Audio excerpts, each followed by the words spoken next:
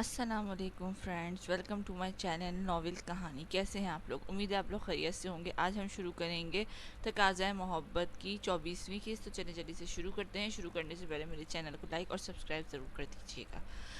خیام اٹھے تو اس کو میڈیسن دے دیجیے گا، میں تو ابھی جا رہا ہوں کسی کام سے۔ آئینے کے آگے کھڑے ہوتے ہوئے بالوں پر برش پھیرتے اس نے سنجیدگی سے کہا اور برش واپس ٹیبل پر رکھتے ہوئے پرفیوم اٹھاتے اسپرے کرنے لگا۔ جی میڈیسن میں دے دوں گی، آپ ناشتہ کر لیں، پہلے میں بس جلدی سے بنا دیتی ہوں۔ وہ بلینکٹ کو طے کرتے ہوئے بلی جلدی جلدی ہاتھ چلا رہی تھی۔ نہیں، ناشتہ نہیں کروں گا، ابھی آپ کے بابا کو ملنے جانا ہے آفس کے سلسلے میں، ورنہ لیٹ ہو جاؤں گا۔ آج وہ معمول سے ہٹ کر پینٹ شرٹ میں ملبوس تھا جس پر وہ جیکٹ پہننے والا تھا۔ زوفا نے جیکٹ کو پہلے ہی ہینگر سے اتار کر ڈریسنگ کے پاس رکھ دیا تھا۔ یہ آپ کی جیکٹ بہت گرم ہے، زوفا ایک بار جیکٹ کو پہنتی ہوئی مزے سے بولی تو اصفہان آئینے میں اس کو مسکراتا دکھنے لگا۔ ہاں، جب میں پہنتا ہوں تو سردی نہیں لگتی۔ وہ زو معنی بولتا ہوا جیکٹ میں ہی ہاتھ ڈال کر اس کی کمر پر ٹکاتا ہوا اپنی طرف کھینچنے لگا کہ اس کے غیر متوقع افتاد پر وہ ناسمجھی سے اس کی طرف کھینچتی آئی۔ جب صورتحال سمجھ آئی تو یکلخت وہ بوکھلاہٹ کے ساتھ اٹھی اور رخسار گلال بکھیرنے لگے۔ اس طرح بھی مجھے سردی نہیں محسوس ہوتی۔ اس نے دونوں کی طرف اشارہ کیا تھا، ساتھ ہی اپنے ہاتھ مکمل اس کے گرد باندھے تھے۔ آپ کو اب لیٹ تو نہیں ہو رہا نا؟ وہ بھویں سکیڑتے ہوئی گھور کر بولی تھی۔ بے ساختگی میں ہی اس نے اپنے ہاتھ اس کے بازو پر رکھے تھے۔ آپ لیٹ کروا رہی ہیں، سارا الزام اس کے سر ڈالتے وہ مسکرایا تھا کہ اس کی مسکراہٹ کو اتنے قریب دیکھتی زوفا کو جیسے پیٹ میں گدگدی سی ہوئی تھی۔ یہ جو آپ کی مونچھیں ہیں نا، اس کی مونچھوں کو اپنی نازک انگلیوں سے چھوتی وہ شریر لہجے میں بولی تھی۔ آپ کو چبھتی نہیں؟ اس نے کہتے اصفہان کی آنکھوں میں دیکھنا چاہا، لیکن اس کی پرشوق نگاہوں سے خود کو تختہ پا کر دوبارہ سے جھکا گئی۔ جیسے آپ کو چبھتی ہیں؟ اس کے سوال پر وہ معصوم لہجہ اپناتے ہوئے پوچھنے لگا کہ زوفا اس کی بات سنتے شرم سے اس کے بازو پر ہاتھ مار گئی۔ اتنی دیر میں آپ نے ناشتہ کر لینا تھا، وہ جتاتی ہوئی بولی اور اس کے بازو خود سے ہٹانے چاہے جب وہ شریر ہوتا ہوا اس کو چھوڑنے کے بجائے اس کی راہ فرار کو تنگ کر گیا۔ اصفہان، لیٹ ہو رہے ہیں آپ۔ وہ ہلکا سا چیخی تھی کہ وہ ہنستا ہوا اس سے دور ہوا، اس کی جیکٹ اتارتے اس کو تھماتے ہوئے وہ دوپٹہ اوڑھتے ساتھ ہی باہر آ گئی۔ اس کو رخصت کرنے کے بعد وہ دادی جان کے کمرے میں گئی کہ ان کو جگا سکے۔ دادی جان اپنے کمرے میں بیٹھی تسبیح کرنے میں مصروف تھی تو زوفا کچن میں آ گئی ناشتہ بنانے۔ تھوڑی دیر میں زرگل کے ساتھ آبان بھی اس کے پاس ہی آ گئے۔ ان سے باتیں کرتے وہ ملازمہ سے ناشتہ تیار کروانے لگی۔ کہاں ہم کہاں وصل جانا کی حسرت، بہت ہیں انہیں ایک نظر دیکھ لینا۔ سورج کی کرنیں ہلکی ہلکی سی کرنیں کھڑکی سے اندر آتی پردوں سے اٹکھلیاں کر رہی تھی۔ جب اس نے خود کو کسی نرم گرم حصار میں محسوس کرتے سکون سے آنکھیں کھولی تو نظریں سیدھا اس کی بند آنکھوں سے ٹکرائیں تو اس کی شگرفی لب مسکرائے تھے، ساتھ ہی آنکھوں میں چاہت کے رنگ نمایاں ہوئے تھے۔ اس نے ہاتھ بڑھا کر اس کے ماتھے پر بکھرے بال سنوارے تھے، ساتھ ہی اس کے گال پر اپنی مرمری ہاتھ رکھے۔ رات کے آخری پہر جب اس کی آنکھ کھلی تو جانی پہچانی خوشبو محسوس کرتے اس کے حواس سنسنا اٹھے۔ رگیں جا کو سوچتے ہوئے اس نے اس کے لمس محسوس کرتے ہوئے گردن ہلکی سی گھمائی تو اس کو بے حد قریب خواب خرگوش کے مزے لے کر سوتے دیکھا تھا۔ اپنی بصارتوں پر یقین نہ کرتے اس نے کروٹ بدلنی چاہی جب اس کا بازو اپنے گرد لپٹا پایا۔ اب قدرے غنودگی ختم ہو چکی تھی، تبھی وہ ہوش میں تھی۔ آہستہ سے وہ کروٹ اس کی طرف لیتی ہوئی مڑی تو مسکراہٹ اس کے لبوں پہ رقصہ ہوئی۔ مطلب جو وہ رات کو سمجھ رہی تھی وہ وہم خیال یا خواب ہے، وہ واقعی حقیقت میں اس کے پاس موجود تھا۔ اور اب جب وہ دوبارہ صبح اٹھی تو اس کا رہا سہا شک بھی حقیقت میں واضح ہو رہا تھا۔ وہ اس کے پاس تھا اور اس کے پہلو میں کافی دیر یوں ہی اس کو ایسے ہی محبت بھری نظروں سے تکتی رہی جیسے وہ سارے گزرے دنوں کا حساب چکا رہی تھی۔ اس کو دیکھے، آج دیکھا ہے تجھ کو دیر کے بعد، آج کا دن گزر جائے نہ کہیں۔ میس نے کہیں کہ اب بھی نہ آتے، رک جاتے تھوڑے دن، میں خود آ جاتی آپ کے پاس، خواہ ہی آپ نے تکلیف کیا۔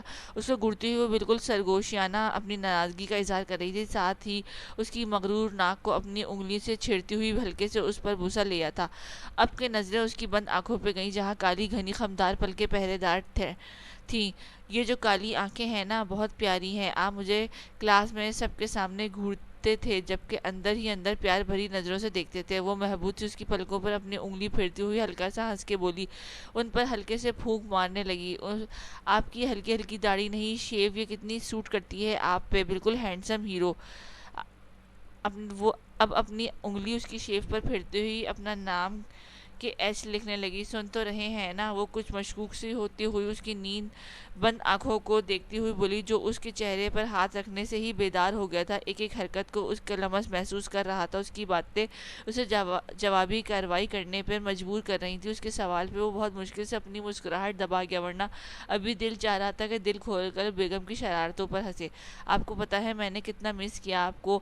اب کہ وہ تھوڑا دکھی لہجے میں بولی، جبکہ اس کی مخروطی انگلیاں اس کے لبوں کے قریب لا رہی تھی۔ اس کی انگلی کی حرکت کو محسوس کرتے جہانگیر نے جیسے سینے میں سانس اٹکی تھی، کب آپ مجھے بیگم کہیں، کب آپ مجھے پکاریں۔ اس کے لبوں کے کنارے کو انگلی سے محسوس کرتے ہوئے وہ مزید قریب ہوئی تھی۔ رخسار پر بے ساختہ ہی گلابی رنگ نمایاں ہوا تو پلکیں بھی لرز اٹھیں۔ اس کی بند آنکھوں کو دیکھتے ہوئے وہ دوبارہ سے نظر جھکائے، اپنی نظریں انگلی پر کیے۔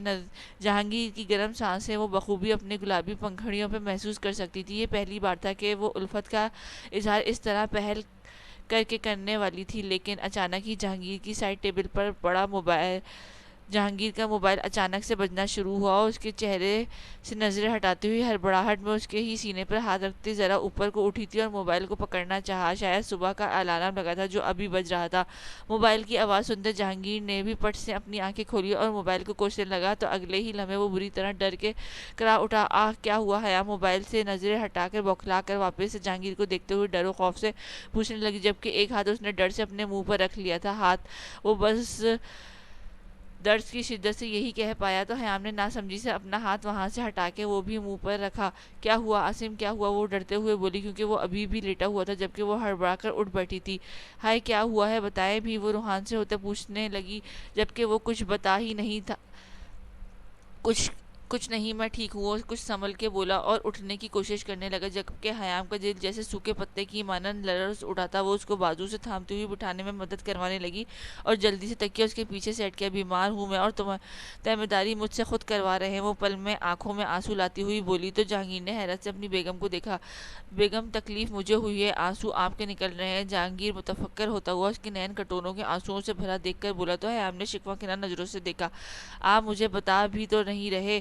وہ سنبھل کر تھوڑا غصے سے بولی، ایکسیڈنٹ ہوا تھا تو یہاں چوٹ لگی تھی، پریشان نہ ہو۔ وہ نرمی سے بولتا ہوا اس کا بازو اس کے گرد لپیٹتے ہوئے اپنے قریب کرنے لگا، لیکن وہ اس کے ایکسیڈنٹ کا سن کر حواس باختہ سی ہوئی تھی۔ کب ہوا تھا؟ آپ نے مجھے بتایا بھی نہیں۔ وہ پل میں پریشان ہوتی ہوئی اپنا رخ اس کی جانب کرتی نظریں وہاں مرکوز کی جہاں ابھی وہ ہاتھ رکھے ہوئے تھی۔ بتایا کیسے بیگم جان؟ آپ بلاک کر کے بیٹھی تھی۔ اب کی بار جہانگیر شکوہ کرتا ہوا بولا، تو بجائے غلطی ماننے کے حیام نے گھورا۔ ادھر آؤ اب۔ وہ اپنی باہیں پھیلاتا ہوا اس کو پاس بلانے لگا، لیکن اس کی نظر تو جیسے اب وہاں زخم والی جگہ ٹک گئی تھی۔ یہ دکھائیں مجھے، وہ بالوں کو لپیٹتے ہوئے بولی، اور ساتھ ہی ادھر ادھر نظر دوڑاتی ہوئی اپنی گرم ٹوپی ڈھونڈتے ہوئے اسے پہننے لگی، جبکہ نظریں اس کی خشمگین نظروں سے گھورنے لگی۔ میں تمہیں لینے آیا ہوں، تم میری چوٹ کو دیکھنے کی بات کر رہی ہے؟ وہ برا مناتا ہوا بولا، تو حیام آنکھیں گھما گئی۔ او ہو عاصم، ایک منٹ دکھائیں تو کہاں لگی ہے؟ وہ جھنجھلا کر بولتی، ایک تو پریشان ہو رہی تھی، اوپر سے جناب کے نخرے۔ ابھی میں نے شرٹ اتارنی ہے تو تم نے لال ہو جانا ہے۔ جہانگیر تھوڑی ٹیک چھوڑتا ہوا اپنی شرٹ کے بٹن کھولنے لگا اور ساتھ ہی جتانا نہ بھولا، جس پر حیام واقعی احساس کرتی ہوئی سٹپٹا اٹھی۔ اس نے جیسے ہی شرٹ کے 4 بٹن کھولتے دائیں جانب سے سائڈ پر کی تو حیام گھبرا گئی۔ وہاں پر بینڈیج کیا گیا تھا۔ حیام منہ پر ہاتھ رکھے کانپتے ہاتھوں سے اس کو ہلکا سا چھونے لگی۔ یہ کب ہوا؟ آپ نے مجھے کیوں نہیں بتایا؟ وہ بھرائے ہوئے لہجے میں بولی اور جہانگیر کو دیکھنے لگی، جو خود اس کے چہرے کے اتار چڑھاؤ دیکھ رہا تھا۔ 2 ہفتے ہو گئے ہیں، گاؤں میں کسی کو نہیں بتایا تھا۔ تم پریشان نہ ہو، میں ٹھیک ہوں۔ اپنے سینے پر اس کا ہاتھ ہٹاتا ہوا خود کی گرفت میں لیتے ہوئے لبوں سے لگاتا ہوا بولا، کہاں ٹھیک ہیں آپ؟ ابھی اتنے درد ہوئی آپ کو؟ تھوڑا ڈانٹنے کے انداز میں تھوڑی دیر پہلے کا حوالہ دیتی ہوئی بولی، تو وہ مبہم سا مسکرایا اور اس کو پاس کرتے ہوئے آہستہ سا سینے سے لگایا۔ ہائے آداب محبت کے تقاضے صاغر، لب ہلے کے شکایت نے دم توڑ دیا۔ میرا چھوڑو، تم نے مجھے کیوں نہیں بتایا؟ اپنی شرٹ ٹھیک کرتا وہ اب اس کے تفتیشی انداز میں پوچھنے لگا، جس پر حیام نے زخم والی جگہ سے نظریں ہٹاتے ہوئے ناسمجھی سے چونک کر اس کی جانب دیکھا۔ کیا نہیں بتایا؟ وہ جس انداز میں مسکرایا تھا، حیام کو لمحہ بھی نہ لگا تھا سمجھنے میں، اور اگلے ہی پل وہ گردن تک سرخ پڑی تھی۔ بتایا تو تھا آپ کو اما بیگم نے۔ وہ نظریں واپس جھکاتے ہوئے اس پر اپنے خود پر بلینکٹ صحیح سے اوڑھنے لگی۔ تم نے تو نہیں بتایا تھا نا؟ وہ سنجیدگی سے جتاتے ہوئے شکوہ کر گیا تھا، ساتھ ہی اس کے بالوں میں پھر سے گرم ٹوپی اتاری تھی۔ میری طبیعت نہیں ٹھیک تھی، وہ اپنے الفاظوں پر زور دیتی ہوئی بولی کہ اسے کون سا فکر تھی میری، تو میڈیسنز بھی تو نہیں کھا رہی۔ تو وہ سنجیدگی سے بولا تو حیام چونک اٹھی۔ بھلا اس کو کیسے معلوم تھا میرا دل گھبراتا ہے؟ اس سب سے اس نے اعتراف کرتے ہوئے صاف گوئی کا مظاہرہ کیا تھا، جبکہ وہ ایک بازو اس کے گرد اور دوسرا ہاتھ سے اس کے بال سہلا رہا تھا۔ تو تمہیں یہ بات ڈاکٹر کو بتانی نہیں چاہیے تھی نا، کہ سب کو یہ بتایا کہ تم میڈیسنز لے رہی ہو؟ سمجھانے والے انداز میں بولا تو حیام خاموشی سے سر ہلا گئی۔ آپ کو اب درد تو نہیں ہو رہا؟ وہ دوبارہ سے گردن اس کی جانب موڑتی ہوئی چہرے کو دیکھتے پوچھنے لگی، جس پر اس نے مسکراتے نفی میں سر ہلایا اور جھک کر اس کے ماتھے پر لب رکھے۔ ویسے ابھی کچھ دیر پہلے تم کچھ کرنے والی تھی۔ کچھ پل ایسے ہی خاموشی کے نظر ہوئے، جس میں حیام اس کے ہاتھ کو تھامے آنکھیں بند کیے ہوئی تھی، جب جہانگیر کی گمبھیر آواز کمرے میں گونجی۔ حیام ناسمجھی سے اس سے پوچھنے لگی، جب تمہاری یہ مخروطی انگلیاں باری باری میرے چہرے پر اپنا رستہ بناتی ہوئی کہیں جا ٹھہری تھی؟ نرمی سے اس کے بازو پر مکفل کرتا وہ قدرے اس کے چہرے کے قریب جھکتا ہوا یاد دلانے لگا کہ حیام یاد کرتے ہوئے مارے حجاب کے سرخیاں چھلکا گئی۔ میں نے کچھ نہیں کرنے والی تھی، بس آپ کا موبائل اٹھانے لگی تھی۔ وہ مسکراہٹ دباتی ہوئی شرارت سے بولی اور اس کی آنکھوں میں جھانکنے لگی۔ اس سے پہلے اس کے ہاتھوں کی انگلیوں کو نرمی سے لبوں سے لگاتے ہوئے سرگوشیانہ بولا کہ حیام کی آنکھوں میں خوشگوار حیرت آ سمئی۔ اپنے تراشے لبوں کو حسین سما بناتی ہوئی اس پر مسکراہٹ کھلکھلاتی ہوئی جہانگیر کو سوالیہ نظروں سے دیکھتے ہوئے پرشوق نگاہیں اس کے انگوٹھی پر ٹکا گئی تھی، جو اس کی دائیں ہاتھ میں موجود تھی۔ سادہ سا نفیس تھی وہ مندری، جو چھوٹے چھوٹے ہیروں سے مزین تھی۔ درمیان میں بڑا ہیرا جڑا تھا، جو اس کی خوبصورتی کو مزید نکھار رہا تھا۔ اسے پوچھنے کی ضرورت نہیں تھی لیکن وہ واقعی بہت قیمتی تھی۔ اتنی بڑی خوشی کا شکریہ ادا کرنا تو بنتا تھا میرا۔ وہ محبت سے اس کے رخسار کو سہلاتا ہوا سرگوشی میں بولا تو حیام سمٹتی شرما سی گئی تھی۔ تمہیں بخار ہو رہا ہے؟ پھر سے اس کی کلائی ابھی اس کی نرم گرفت میں تھی۔ جب جہانگیر نے شرارت سے کہا نہیں، تو حیام خود کو ٹھیک پاتے ہوئے حیران ہوتی ہوئی بولی کہ ابھی تو بخار اتر چکا تھا، پھر وہ تمہارا چہرہ میری وجہ سے ٹماٹر بنا ہے۔ وہ سنجیدگی سے بولا تو حیام نے مطلب سمجھتے ہوئے خفگی سے اس کے بازو پر ہلکی سی چپت رسید کی۔ جب اتنے قریب آئیں گے تو ایسا ہی ہوگا۔ وہ ہلکا سا بڑبڑائی تو جہانگیر کا لگا اٹھا، نیند آ رہی ہے پھر سے؟ تھوڑی دیر میں ہی حیام آنکھیں بند کرتی ہوئی سکون سے اس کی طرف کروٹ لیٹی تو جہانگیر نے نرمی سے پوچھا، جس پر وہ سر ہلا گئی۔ جہانگیر کو اتنی تو معلومات تھی کہ ایسی حالت میں نیند بہت آتی ہے، لیکن ابھی سے ہی وہ حیران ہوا تھا۔ اس کے حصار میں کندھے پر سر رکھے وہ پھر غنودگی میں جانے لگی کہ جہانگیر گھڑی میں صبح کے 8 بجتے دیکھ کر خود بھی آنکھیں میچتے ہوئے سکون کا سانس بھر کے رہ گیا کہ تھوڑی دیر بعد وہ اس کے ساتھ ہی اٹھ جائے گا۔ ابھی وہ اس کی نیند میں خلل نہیں ڈالنا چاہ رہا تھا، تو موبائل پکڑتے اس میں مصروف ہو گیا۔ آج کل کیا کر رہے ہیں آپ؟ سامنے سے وہ ناشتے سے فارغ ہوتے ہوئے حویلی کے برآمدے میں کرسیوں پر بیٹھے کچھ ڈرائی فروٹ کھا رہے تھے، جب زوفا نے کیف سے مخاطب ہوتے ہوئے پوچھا۔ میں کچھ بھی نہیں، ابھی ذرا آپ کی بہن نے سنبھالا ہے تو فارغ ہی ہوں۔ وہ ہلکی سی مسکان چہرے پر سجائے بولا تو زرگل اس کی بے تکی بات پر گھور کے رہ گئی، جبکہ زوفا اپنی مسکراہٹ روک گئی۔ اور اس کے بعد زوفا نے مسکراہٹ دباتے ہوئے سنجیدگی سے بولا، اس کے بعد جو پہلے کرتا تھا زیادہ تر عاصم صاحب کو تنگ اور پھر آفس کے کاموں میں مصروف۔ وہ تھوڑا آگے کو جھکتا ہوا سادہ سے لہجے میں بولا اور ساتھ ہی لگے ہاتھوں ابان کے بال کھینچے، جو اس کے قریب ہی اپنی ماں کی گود میں بیٹھا مزے سے اخروٹ کھا رہا تھا۔ ماما ماموں مار رہے ہیں؟ وہ چیختا ہوا اس کی شکایت کرنے لگا کہ وہ منہ کھولے اس آفت کو دیکھنے لگا۔ بیٹا ماموں پیار کر رہے ہیں، مار تو نہیں رہے؟ وہ ابان کو پچکارتے ہوئے بولی۔ حیام کو کیا ہوا تھا اچانک؟ زرگل اب حیام کی طبیعت کے بارے میں دریافت کرنے لگی۔ اس کو بخار ہو گیا تھا، ڈاکٹر نے چیک اپ کروایا تھا، لیکن رات کو اچانک سے تیز ہو گیا تھا، پھر تبھی وہ آپ لوگوں سے نہیں مل پائی۔ زوفا تھوڑی فکر سے بولی تو زرگل سر ہلا گئی۔ میں اس کو پہلی بار مل رہی ہوں تو تھوڑی ایکسائٹمنٹ ہو رہی ہے۔ وہ ہلکا سا ہنسی تھی جب زوفا کو وہ بالکل کیف کی کاپی لگی، کیونکہ دونوں میں بہت مشابہت تھی۔ زرگل اور گلے لالا دونوں کے نام پشتو تھے، لیکن گلے لالا ہی بس پٹھان لگتی تھی اس کے بالوں اور آنکھوں کے رنگ کی وجہ سے، اوپر سے وہ تھی بھی بہت خوبصورت۔ میں جا کے دیکھتی ہوں اٹھے ہیں یا نہیں۔ زوفا گود میں رکھی پلیٹ کو واپس سے ٹیبل پر رکھتی ہوئی بولی اور وہاں سے جاتی بائیں جانب بنی سیڑھیوں کی طرف گھوم گئی۔ دیکھا کیسے میری خدمتیں کر رہی ہیں؟ زوفا کے جاتے ہی کیف فخریہ بولا تو زرگل آنکھیں گھما گئی۔ جہاں تک مجھے لگا اس کی نیچر ہی ایسی ہے۔ زرگل نے اس کی خوش فہمی کو دور کرنا چاہا۔ ایکچولی میں ان کی بہن کا ہونے والا شوہر ہوں، تو وہ مجھے پروٹوکول دے رہی ہیں، زیادہ خود سے باتیں نہ بناؤ۔ دانت پیستا ہوا بولا، ساتھ ہی پھر سے ابان کے بال کھینچے کہ اب کی بار زرگل نے اس کے ہاتھ پر چپت رسید کی۔ بکواس! وہ منہ بنا کے اس کی بات کو خاطر میں نہ لائی تو کیف جل بھن کے رہ گیا۔ ویسے کیا اگر میں خود رمشا کو چھوڑنے چلا جاتا اس کے گھر، یا وہ ہمارے ساتھ یہاں آ جاتی، وہ بھی تو اس کی بہن کا گھر ہے نا۔ وہ پلیٹ سے پستے اٹھاتے ہوئے شکوہ کرتا ہوا بولا، ہاں بہت اچھے، ہمارے ہاں ایسا نہیں ہوتا کہ دولہا پہلے سے ہی دلہن کے ساتھ کہیں آئے جائے۔ زرگل ایک نظر اس کو دیکھتی ہوئی جتا کے بولی، یہ رسم ہمارے ہاں نہیں، سارے ہاں ہے۔ ویسے بھی ابھی کون سا وہ میری دلہن بن گئی تھی، ابھی تو رشتہ ہی طے ہوا تھا نا۔ وہ کندھے اچکاتا ہوا بولا جیسے یہ بات نارمل تھی، پھر شادی کے بعد ہی گھماتے رہنا اس کے ساتھ۔ وہ امان کو گود میں اٹھاتی ہوئی بولی اور اس کے پاس سے اٹھتی ہوئی باہر صحن میں تھوڑی دھوپ دیکھتی وہاں چارپائی پر بیٹھ گئی۔ پیچھے وہ اس کے نقل اتارتا ہوا باقی کے بادام کھانے لگا۔ حیام وہ دروازے کے باہر کھڑی دروازہ نوک کرتی آہستہ سے اس کو پکارنے لگی۔ زوفا نے ایک دو بار پھر نوک کیا اور جواب نہ پا کے جانے لگی تو دروازہ کھلنے کی آواز پر رک گئی۔ جی بھابی، حیام مسکراتی ہوئی بولی۔ زوفا اس کی طبیعت ٹھیک دیکھتی ہوئی کھل اٹھی، ماشاءاللہ سے طبیعت ٹھیک ہو گئی ہے، اب بہتر لگ رہی ہے۔ وہ اس کے رخسار کو محبت سے چھوتی ہوئی بولی تو حیام نے اس بات میں سر ہلایا، آ جاؤ ناشتہ تیار ہے، پھر میڈیسن بھی کھانی ہے تم نے؟ بھائی ابھی تک نہیں اٹھے، وہ کہہ کر جانے لگی جب جہانگیر کے سوچتے ہوئے رک کے پوچھا، اٹھے تھے تھوڑی دیر پہلے، پھر سے سو گئے، میں ان کو اٹھاتی ہوں۔ وہ ایک نظر اندر کمرے میں دیکھتی ہوئی بولی تو زوفا سر ہلا کر وہاں سے چلی گئی کہ وہ ناشتہ اوپر ہی بھجوا دیتی ہے، دونوں کی طبیعت ٹھیک نہیں، عاصم اٹھ جائیں۔ وہ دروازہ بند کرتی ہوئی اس کی جانب آتی احتیاط سے اٹھانے لگی، جو ہلکی سی کروٹ لیٹتے پھر سے سو گیا تھا۔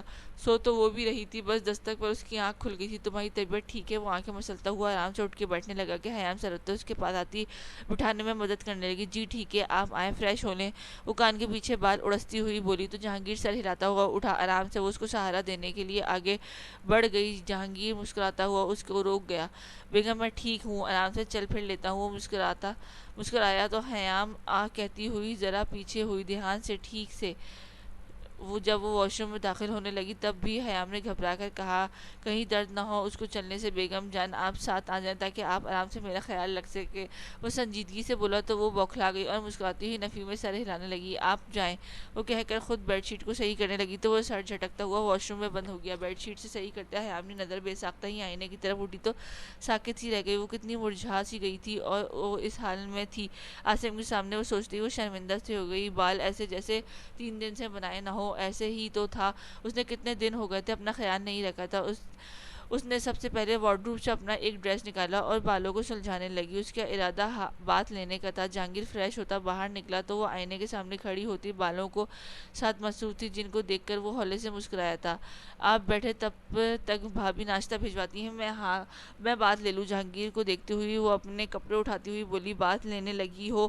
جب وہ پاس سے گزرنے لگا تو جہانگیر نے بازو سے پکڑ کر روک کر پوچھا، جس پر وہ سر ہلا گئی۔ اس کے اقرار پر جہانگیر نے گھورا، ابھی صبح طبیعت ٹھیک ہوئی ہے اور اب تم پھر طبیعت خراب کرنے کے چکر میں ہو؟ کوئی ضرورت نہیں بات لینے کی، بس ایسے ہی فریش ہو آؤ۔ وہ سنجیدگی سے بولا تو حیام کا منہ بن گیا۔ عاصم میری حالت دیکھیں ذرا، میں اس حال میں آپ کے سامنے رہوں کیا؟ وہ بہت آہستہ آواز میں بولی تھی کہ جہانگیر بیڈ پر بیٹھ کر ایک بھرپور نظر ڈالتا ہوا مسکرایا، بیگم آپ ہر حال میں میرے سامنے آئیں گی تو مجھے پیاری ہی لگیں گی، جاؤ بس چینج کر آؤ۔ وہ محبت بھرے لہجے میں بولا تو حیام ڈریسنگ پر چینج کرنے چلی گئی۔ پھر فریش ہو کر جب وہ واپس آئی تو ملازمہ کمرے میں موجود ٹیبل پر ناشتہ لگا رہی تھی۔ حیام بنا دوپٹے کی تھی تو تھوڑی ہجل سی ہوئی تھی، بالوں کو آگے کی طرف کرتے ہوئے بیڈ پر موجود اپنا دوپٹہ اوڑھا اور مونگے رنگ کے کھدر کے سوٹ میں تھی جس پر ہلکی سی کڑھائی ہوئی تھی۔ جہانگیر نے اس کے سراپے پر ایک گہری نگاہ ڈالی تو وہ بلش کرتی ہوئی صوفے پر جا بیٹھی، اس کے شرمانے پر متبسم ہوتا ہوا اس کے ساتھ بیٹھ گیا۔ یہ شرم آپ کو صبح نہیں آئی تھی جب میری تعریفوں کو پل باندھے جا رہے تھے؟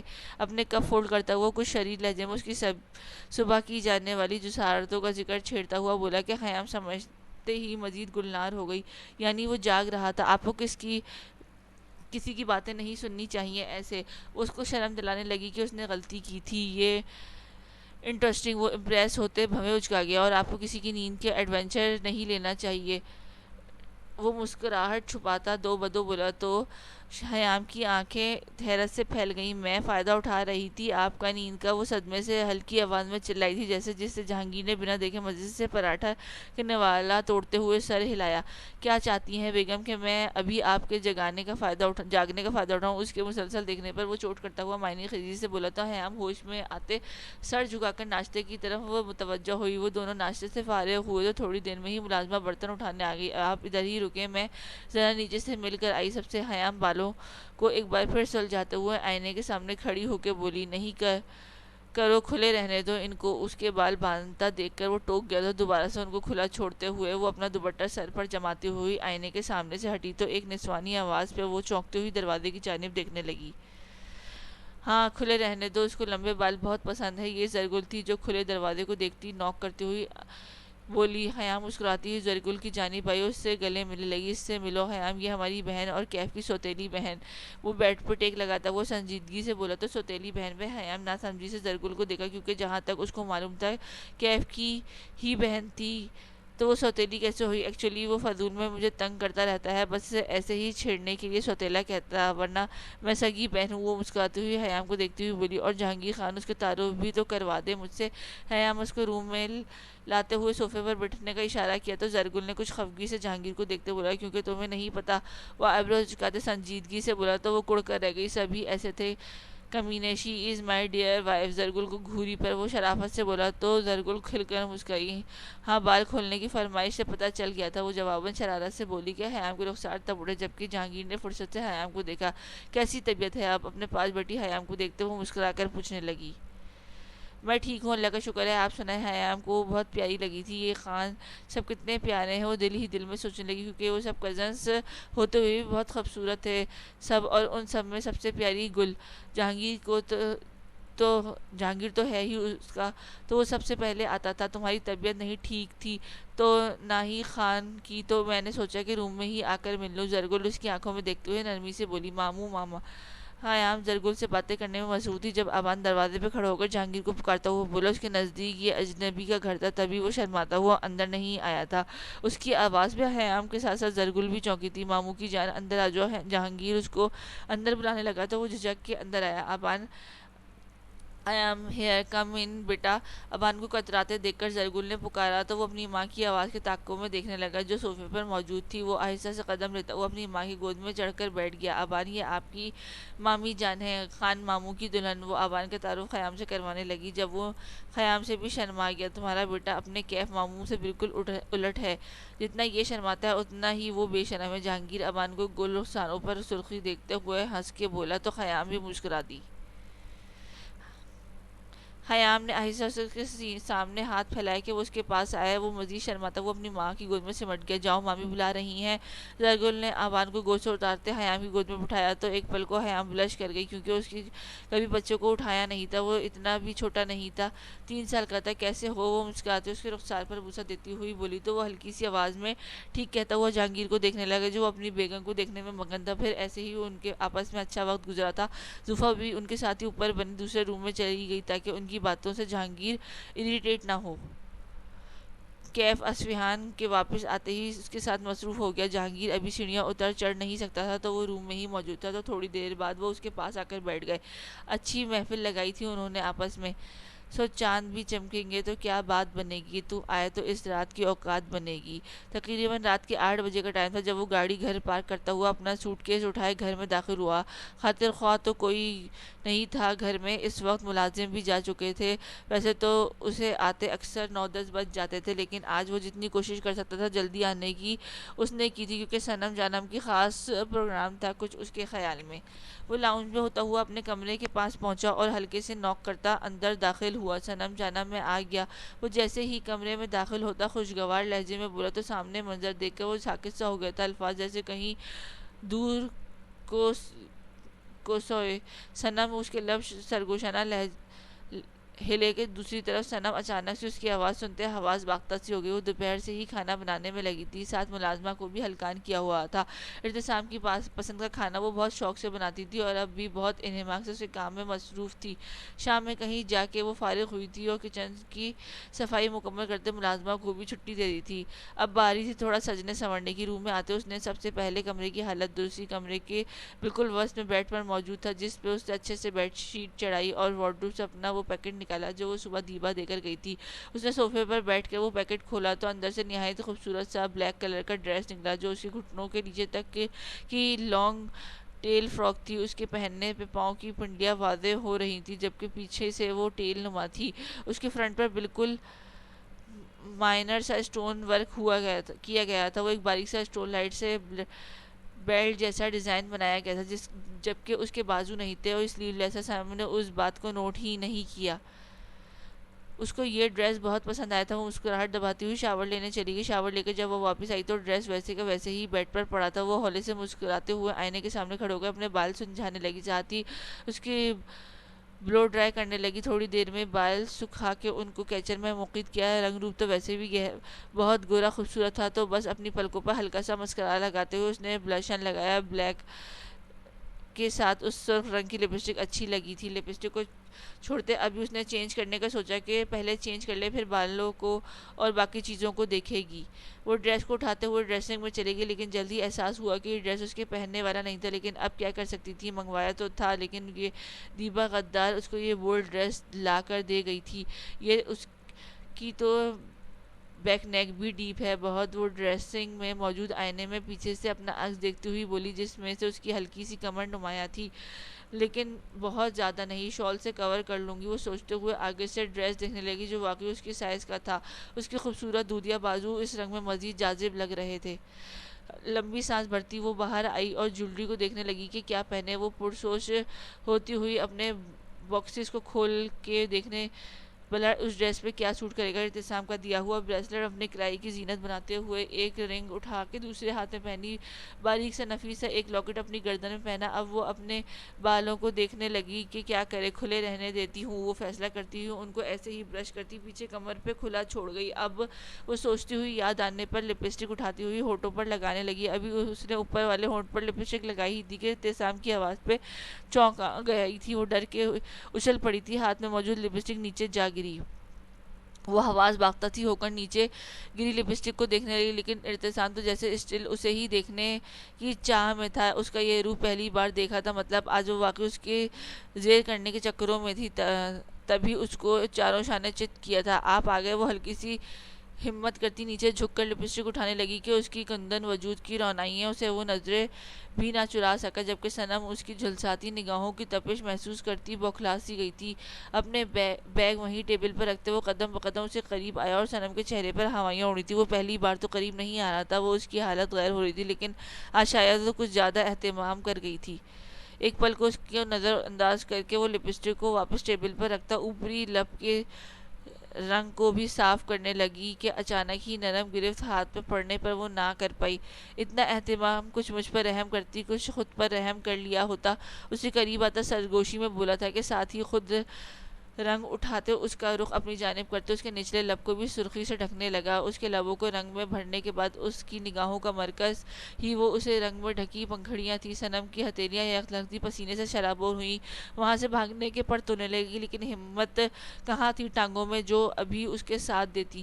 ارتسام نے ہاتھ بڑھاتے ہاتھ کی مجھ سے اس کے رخساروں کو سہلایا اور بغور اس کی بند آنکھوں کو دیکھا جو گھبراہٹ سے سختی سے میچ چکی تھی. ابھی وہ یہ سرخ رنگ مجھے رقیب سا لگ رہا, کیا خیال ہے اتار دوں. وہ اس کی کان میں جھکا سرگوشی میں اس کو بتا رہا تھا یا پھر پوچھ رہا تھا, لیکن پھر بھی صنم نے جھٹ سے نفی میں سر ہلایا. اس معاملے میں کبھی تمہاری بات مانی نہیں میں نے.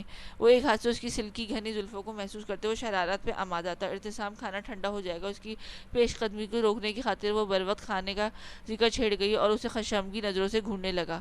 ہلکا سا نرمی سے محبت سے بھرا بوسا لیتے وہ اس کے جان خلاصی کر گیا, جسے وہ اپنی دھڑکنوں کا شمار کرتی گہرا سانس بھر کے رہ گئی. اس کا گال تھپ تھپاتا ہوا فریش ہونے چلا گیا. پیچھے وہ جلدی سے شال خود پر لپٹتی کچن میں چلے گی. 10-15 منٹ بعد کھانا گرم کر کے اس نے ٹیبل پر لگایا اور ارتسام بھی اپنی شرٹ کی کونیاں فولڈ کرتا ہوا مسکراتا ہوا آیا. اس کی دیکھنے پر صنم بھی نرمی سے مسکرایا, اس کے ساتھ والی چیئر پہ ہی بیٹھ گئی. صنم ارتسام کی مسلسل نگاہیں الفت پر نظریں چراتی کھانا کھا رہی تھی, لیکن اس نے تو جیسے قسم کھا رکھی تھی اس کی جان خوش کرنے کی. کھانے کے بعد میٹھے میں کیا ملے گا. مکمل خاموشی کو اس کی گھمبیر آواز نے توڑا تو صنم نے کھیر والا باؤل اس کے سامنے رکھا. کھیر بنائی ہے نا میں نے, وہ چہکتی ہوئی بولی, جبکہ ارتسام اسی کھیر کو نظر انداز کرتا ہوا اس کی کلائی کو پکڑتا تھوڑا قریب کر گیا. مجھے تمہیں چکھنا ہے, وہ ذو معنی سے بولا کہ صنم کی ریڑھ کی ہڈی میں سنسناہٹ سی محسوس ہوئی. چہرہ سرخ چہرہ لیے اس کی پلکوں کی جھالر کو اٹھاتا ارتسام کو دیکھنا چاہا جو محو سے اس کو تکنے میں مصروف تھا. ارتسام کھانا کھائیں پلیز. اپنا ہاتھ چھڑاتی وہ اس کے قدر فاصلے پر ہوتی حیا آمیز لہجے میں مسکراہٹ دباتے ہوئے بولی، جس پر وہ اس کی اپنی گرفت سے آزاد کر گیا۔ شوہر سے اس نے اچھے سے اپنے بازو لپیٹے ہوئے کھانے سے فارغ ہوتے صنم آہستہ برتن سمیٹتی کچن میں رکھنے لگی۔ ارتسام بھی اس کے ساتھ ہی کچن میں آ گیا۔ وہ اس کی مدد کم اس کو ستا زیادہ رہا تھا۔ I am waiting. وہ آنکھ دباتا ہوا کمرے میں چلا گیا۔ پیچھے وہ مسکراہٹ چھپاتی رہ گئی۔ اگلے 2 منٹ میں وہ اپنا کام کرتی کمرے میں داخل ہوئی تو ارتسام آئینے کے سامنے کھڑا ہوتے خود کو اسپرے چھڑک رہا تھا۔ جب اس کی نظر صنم سے ٹکرائی، صنم جانم آج تو میری جان لینے کی در پر ہے، خیریت؟ اچلتا ہوا اسے قریب آ کر گھمبیرتا سے بولا۔ صنم مسکرائی، سر جھکا گئی۔ بس ایسے ہی سوچا کہ میں بھی ذرا شوہر کے رنگ میں رنگ جاؤں۔ اس کے کندھے پر اپنا نازک ہاتھ رکھتی وہ پل میں اس کو حیرت زدہ کر رہی تھی۔ بہت ہی خوبصورت سوچ ہے صنم جان۔ اس کے ہاتھ کو تھامتا اپنے لبوں سے لگاتا ہوا بولا کہ چاند سی چاندنی ساری اس کی سبھی پیشانی پر آسمائی تھی۔ ڈنر بہت مزے کا تھا، اب کچھ میٹھا مل جائے تو میں ٹھیک سے شکریہ ادا کر سکوں۔ اس کے بالوں کی آوارہ لٹوں کو کان کے پیچھے اڑستا وہ زوم آئینے سے بولا کہ صنم کی پلکیں حیا سے لرز اٹھی، اس کے ماتھے پر ہاتھ کپ کپا اٹھے۔ آہستہ سے جھکتے ارتسام نے اس کی تھوڑی کو چوما تھا۔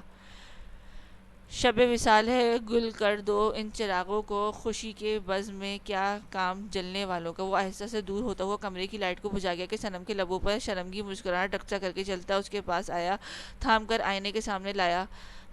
آئینے کے سامنے لایا جہاں ان دونوں کا عکس واضح تھا۔ وہ اسی گردن پہ اپنی انگلیاں گھماتا ایک باریک سی چین کو اتارتا وہاں اپنے نرم پرحدت لبوں کو لمس بکھیرنے لگا کہ وہ خود میں سمٹنے لگی۔ میرا میٹھا ہو گیا، وہ شریر سا بولا تو صنم بلش کر گئی۔ ابھی اس کی دھڑکنوں نے جیسے اس سے دغا کیا تھا، جو آہستہ ہونے کا نام ہی نہیں لے رہی تھی کہ الٹا پل پل بڑھتی جا رہی تھی۔ اس نے اپنے ٹراؤزر کی پاکٹ میں کچھ نکال کر اس کے آرام سے صنم کی گردن پہ پہنایا کہ اس کے ملگجے سے اندھیرے میں وہ ایک نفیس سا لاکٹ محسوس کرتی مسکرا دی۔ کیا میں مشکور ہوتا تمہارا شکریہ ادا کر سکتا ہوں؟ اسے کان کی لو کو چومتے ہوئے جیسے وہ اجازت چاہ رہا تھا۔ پہلے کبھی پوچھا ہے آپ نے؟ وہ نروٹھے پن سے اس کی طرف اپنا رخ کرتی بولی تو ارتسام کہکا لگا اٹھا۔ اس کے شکوے پہ پہلے کبھی آپ اس قدر جان لینے کے در پر نہیں آئی تھی جانم؟ اس نے بازو کی نرمیاں محسوس کرتے ہوئے اپنی انگلی سے ٹریس کرنے لگا کہ صنم نے دیکھنا محال ہو گیا۔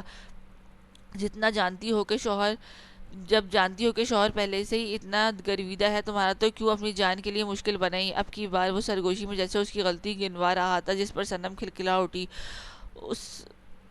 اوس سے پیاس کہاں بجھتی ہے موسلا دھار برس میری جان۔ وہ شریر سے سرگوشی کرتا اس کو اپنے ساتھ لگاتا، موبائل پر ہلکی سی دھن بجاتا، ہلکی سی ڈانس اسٹیپ موو کرنے لگا۔ رومانٹک کینڈل لائٹ ڈنر مکمل ہونا چاہیے، اس کو گھماتا اپنے بازو پر گراتا ہوا اس کے رخسار پر لب رکھ گیا کہ صنم اس کی محبت بھرے لمس میں ناز سے مسکرا دی۔